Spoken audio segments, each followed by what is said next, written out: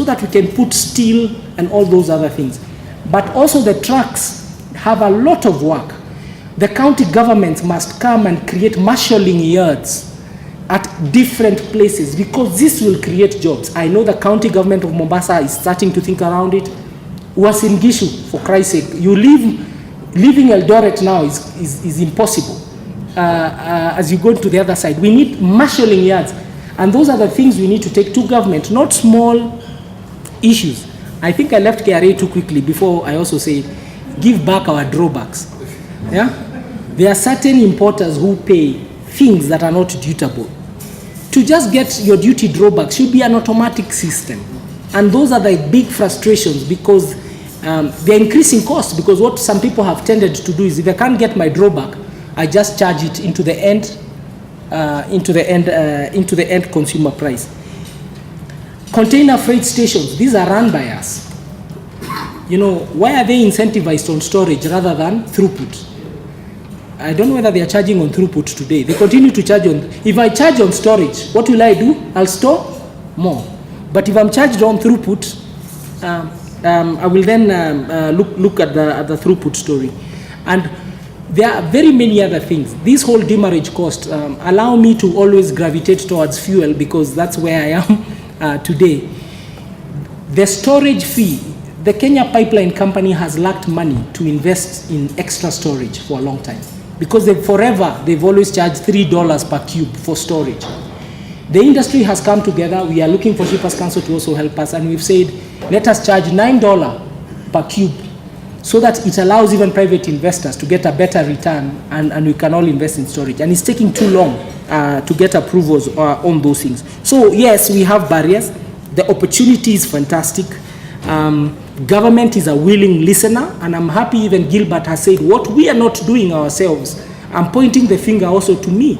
There are very many things we are not doing as private sector.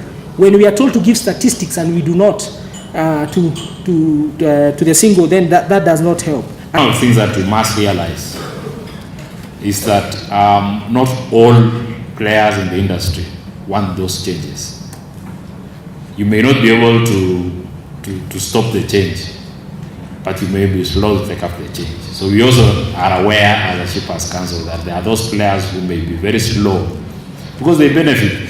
Remember, all these issues relating to logistics and the inconveniences that people see, there are people who are benefiting from this. There are people who are benefiting from demurrage, there are people who are benefiting from storage, there are people who are benefiting from being the ones who go around the system.